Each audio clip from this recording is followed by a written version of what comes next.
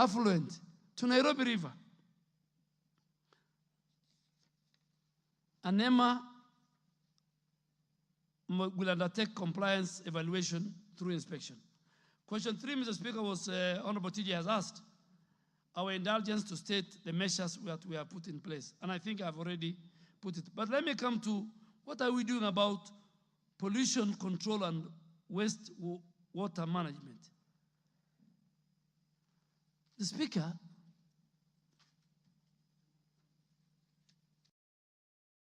groups and those who run clubs, some of them are running clubs under a tent, like in Kitengela.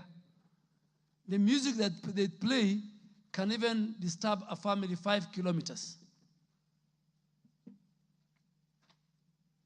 Even our citizens, when they are celebrating a graduation or a birthday, they must comply with the law.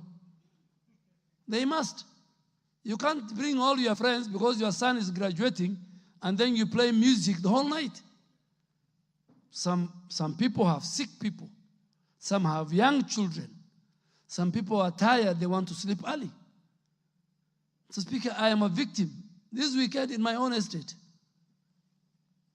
But because I didn't want to be accused of using my powers, I wrote a small note to the chairman of our estate, and I told him, this is against the law. Please, by 10 o'clock, reduce noise pollution. NEMA partnered. NEMA has the powers. They have a police, Mr. Speaker. Mr. Speaker, there's something this House has given us under regulation. It's called Extended Producer Responsibility Enforcement.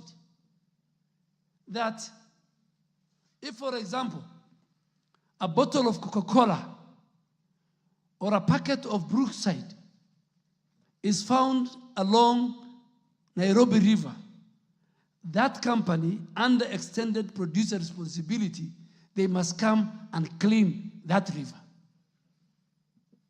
NEMA must issue that restoration order. And that's why, Mr. Speaker, during the finance bill, one of the biggest multinational companies was against the eco levy. Why was that company against the eco levy? Because their franchise in Kenya, when their packets or their bottles are found along Nairobi River and NEMA uses the extended producer responsibility, that responsibility goes to the owner of the brand, who is a multinational. And they came, I was watching, they come before the finance committee. They don't want to take responsibility. So, Mr. Speaker, when the restoration support bill come next month or next year, that will be used to protect the environment, our ecosystem, I really want to ask colleagues here to support that bill and to make it even more punitive. Honorable Speaker, I think on noise pollution, it's becoming a very, very serious issue. So restoration order, sustainable waste management, the law is there of 2022. This House has enacted it. It aims to promote a circular economy in waste management, such as segregation of waste at source. In your homes, in the next few months, I will gazette the coded, where in your homes you must have a waste bin for the waste, for the wet waste, for the organic, and for the dry. The vehicles that will carry must carry separately. And when they take it to Dandora dam site, there must be different areas for different waste. For the dry one, the young people can use it for recycling. For the organic, can be used even for manure. Our public transport system must have waste bins, Mr. Speaker. That when, if you eat a banana, you don't throw it from the window. So public transport owners must provide. And so, Mr. Speaker, all these We will enforce the noise pollution. We will enforce those who are dumping effluent to Nairobi River. When we deal with them, please don't call me. Because you will call me, it is my friend, it is somebody who supported me. Let us, all of us together, and I really want to indulge this house. I really want to indulge the leadership of Kenya is sitting here. Please, let us be remembered for conserving our environment. Let us be remembered for the fourth preamble of our Constitution that says we must protect, preserve the environment for the current generation and the future generations. The framers of the Honorable Speaker was part of the constitution making. The framers of our Constitution, I had a chat with the judges of the Environment and Land Courts.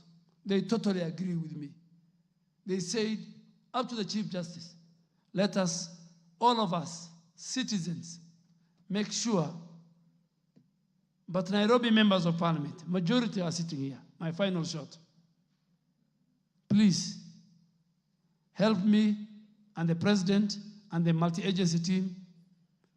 There was a question why, I think, Honorable, why KDF? I think that's the question that you want to deal with me when I appear before the Environment Committee. And I was ready tomorrow, but I am told tomorrow members have other important business. Mine is not important anymore. So they have given me a date of 15th. And as a ranking member, Mr. Speaker, this one is very important, so you better go do it. I have no vote, but it is important. So tomorrow, Honorable TJ, I got a letter from the committee. We meet on the 15th. Thank you, Mr. Speaker. Yes, I'm sure that the House is seriously excited that we have a new sheriff on environmental matters in town. And I wish I was not on the chair and I was on the other side when you were talking about the UNHCR and what needs to be done. But in any case, I know me and you come from the same county, so we'll talk about it. It's a serious work, and you're cut for the job, and you're doing a fantastic job. Now, the Honorable members, Martin Owino, followed by Anthony Olwach, order. No, you will get your shot. You will get your shot. Thank you, Mr. Speaker. TJ, wait. You will take the final shot, and the minister will. That's the tradition right now, which is set in here. You ask, and then you also give the last question, so that the minister can. Yeah, Honorable Owino. Thank you so much, followed Mr. by Speaker. the Honorable Anthony Olwach. Then I'll go to the ladies. Yes, Duale, congratulations. We know people miss you, but some people miss you more, especially for us who you mentored in first term. I just want to ask for the small rural urban areas, like in Ndewa, who are struggling right now with how to deal with this pollution and also mismanagement of waste. So my question is, right now we are reactive because of missteps when things were being done. Is there any plan for prevention of these messes? For example, working together with the Ministry of Planning for proper town planning, for these upcoming urban areas like Ndewa. And are you also going to reach out to our youth? Because we also need this engagement of youth which you have created. So don't just stop at the county level, but are you also going to reach and work with the constituencies so that they can help in managing the environment? Thank you, Mr. Speaker. Yeah, the Honorable Watch. Let it be a question. I don't make it very long. Okay, thank you very much. And CS, allow me to also thank you and for the very seamless transition. It appears as if you are actually fit for the environment as opposed to the previous one. I come from a neighboring constituency from my friend, Honorable TJ Kajwang, Let me begin by the pollution or the polluters that you have indicated, and you very correctly said that the informal settlements hardly do the majority of the pollution. In one of my constituency wards called Mlango Kubwa around Mau Mau Road, if you go there, a new dumping site has now started for the last 1 year. And if you look at some of what is being dumped, the menu does not look like some of the constituents who voted for me. You find macaroni remains, pishori papers. I mean, you find a lot of polythene paper of things that ordinarily I know for a fact that are not consumed on a daily basis by my constituents. But that is besides. The main point that I wanted to make to the CS is in relations to the Madare River, the demolitions that took place, and you correctly said that majority of the people affected came from my constituency and Ruaraka constituency. The people in my constituency are still smarting from the demolitions and the removals that took place in that particular place. I am very happy, and I'm sure TJ is, that Nairobi River Commission is coming to your ministry. That you have indicated you will address on the 15th, and I would be happy to appear alongside TJ. The main question that I wanted to ask you is in relation to slaughterhouses, and you indicated that slaughterhouses are one of the main causes of pollution. In Madare, I have the Kiamaikol community, where the mainstay of business for the Somali community is slaughter. Your predecessor intervened when NEMA people targeted the Somali community in my constituency for harassment when they consistently were in compliance with the standards that were being made. To date, they still continue to be harassed. They still continue to be threatened with the closure of their slaughterhouses. And I want to invite you, CS, that you take the opportunity to come to my constituency, in particular to Kiamaikol Ward, because then you will have a live interaction of, do the slaughterhouses, all of them, contribute into pollution of the rivers, or is there an element of corruption and high-handedness from the NEMA people because of business competition? You will also be able to see yourself the Nairobi River that passes there and get the participation of the local people on how best we can be able to preserve two things: the businesses that must continue of the Kiamaikol people and the Nairobi River that we must protect. Thank you. CS.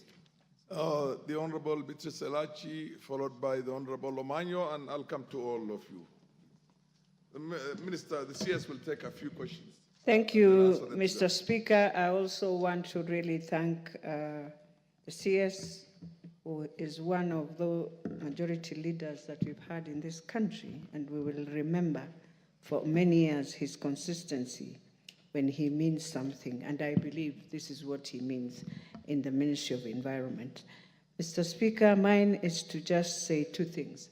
I appreciate, as he says, that we are now going to deal with Nairobi Water and also with Athi.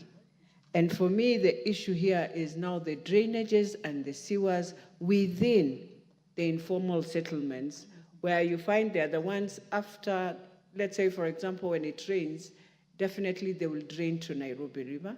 How can we deal with that? And how can we bring in new sewer lines where there are no sewer lines? If that can really help us. But more importantly also, how can we have a program in schools where children in informal settlements can learn also how to dispose garbage, because they'll be able to assist their parents in terms of separation of garbage and all that. And lastly, is there a way we can have a program with the Turkish government, I think, so that we can have olive oil trees, which we know you can plant anywhere, whether it's in a dry land, it will grow, so that we have those seedlings and help now for those who are in areas where they are semi-arid or really arid to plant those trees, and it will help us even with oil. Thank you. Honorable Omanya, you can ask your question also. Oh, I thought I was next, Mr. Speaker.